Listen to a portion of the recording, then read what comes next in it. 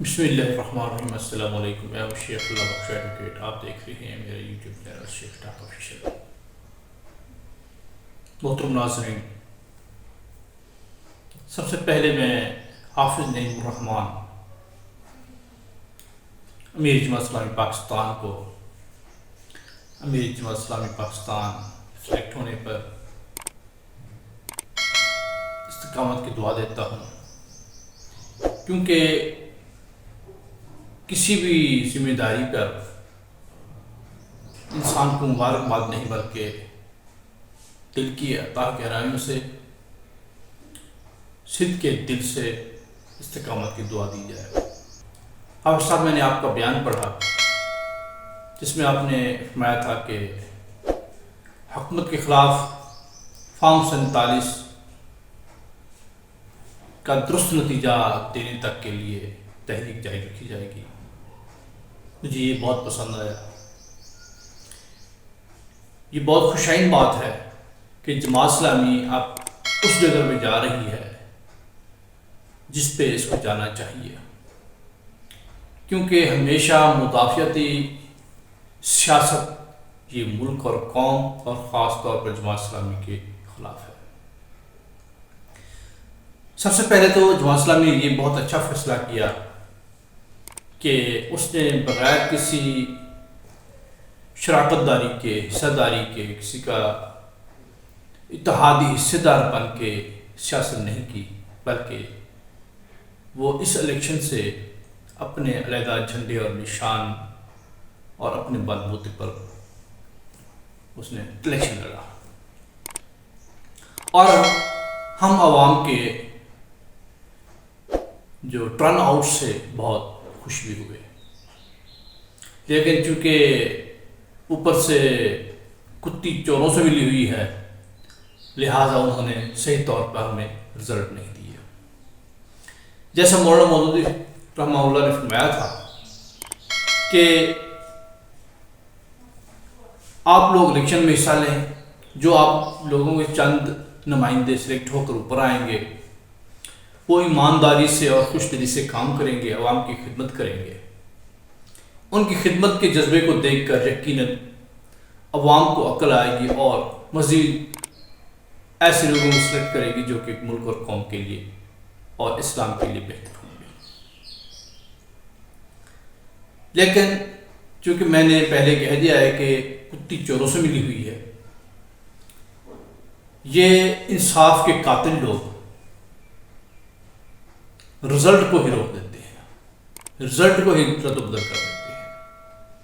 جب ایک استاد ہی شاگرد کے رزلٹ کو اپنی مرضی سے اور بددیانتی سے بنائے گا، اس کے اچھے نمبر والا پرچہ کسی اور کے نام لکھ دے گا اور اس کو فیل قرار دے دے گا، تو یقیناً وہ بچہ کبھی پاس نہیں ہو سکتا۔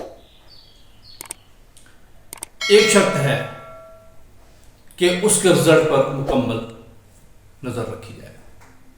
جماعت اسلامی کو چاہیے کہ آپ فرٹ فٹ سیاست کھیلے، ان کا نعت کا بند کر دے۔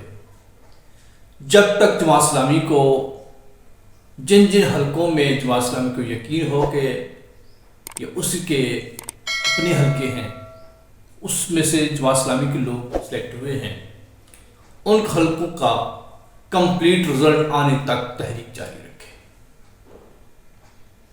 سب سے پہلے تو یہ کیا جائے کہ فارم 45 لینے کے لیے جب تک وہ آفیسرز، مقامی پولنگ اسٹیشنز آفیسرز رزلٹ جاری نہ کرے، تب تک ان کو وہیں سے جانے نہ دیا جائے۔ وہ فارم 45 لے کر تمام کمپائل کر کے جو رزلٹ بنتا ہو وہ رزلٹ وہاں سے لیا جائے، اے سی آفس سے۔ جب تک وہ نہ دے تب تک اس کا دروازہ بھی نہیں چھوڑا جائے۔ اسی طرح اگر وہ فارم 47 پر جاتے ہیں، جب الیکشن کمیشن کے پاس جاتے ہیں، اگر وہ ہمارے رزلٹ کے مطابق، جس کو یہ غیر سرکاری رزلٹ کہتے ہیں، میں تو کہتا ہوں حقیقی رزلٹ بھی وہی ہوتا ہے جو غیر سرکاری رزلٹ ہوتا ہے۔ کیوں؟ کہ وہ ان کی بدمعاشیوں سے آزاد رزلٹ ہوتا ہے۔ انہیں پرچوں پر انہی کے سلیکٹڈ افسرز ان کے دستخط ہوتے ہیں، کوئی عوام تو کمپیل نہیں کرتی وہ. ہاں یہ ہے کہ ان کی بددیانتی اس میں نہیں ہوتی. جب تک الیکشن کمیشن آف پاکستان صحیح رزلٹ نہ دے تب تک اپیلیں تو ہوتی رہیں گی، اپیل میں بھی جایا جائے کیونکہ قانونی راستہ ہے، لیکن صرف اپیل میں چلے جانا اس کا حل نہیں ہے.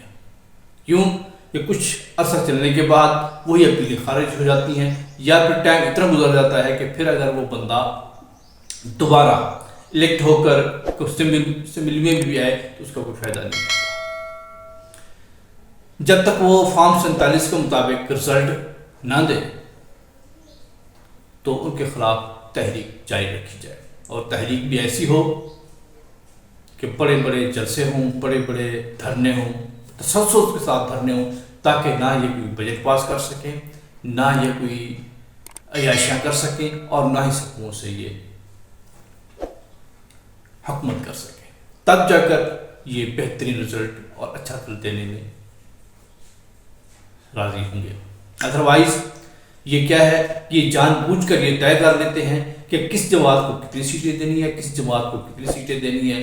انہی سیٹوں کے مطابق جیسے ہم لوگوں نے پہلے سنا ہوگا، جیسے ہم لوگ پہلے سنتے آئے تھے کہ بھائی بڑے بڑے کالجز میں اور بڑے بڑے اسکولوں میں جو پیپر چیک کیے جاتے ہیں وہ چیک اس طرح کرتے ہیں کہ کچھ پیپرز اٹھا لیے، جو ہاتھ میں آ گئے وہ پاس ہے، پکائے سب فیل ہے. یہ بھی ایسے ہی کرتے ہیں،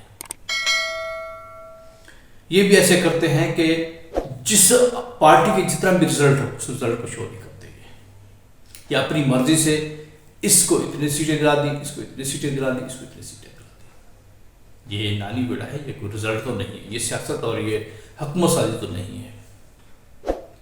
اور دوسری بات یہ، حافظ صاحب کو ویسے تو مشورے مرکزی مجلس شورا بھی دیتی ہوگی اور مجلس عاملہ تو ہمیشہ اس کے ساتھ رہتی ہے، لیکن میں ایک مشورہ یہ بھی دینا چاہوں گا کہ اسلامی دستور کا مطالعہ امیر سے کیا جائے.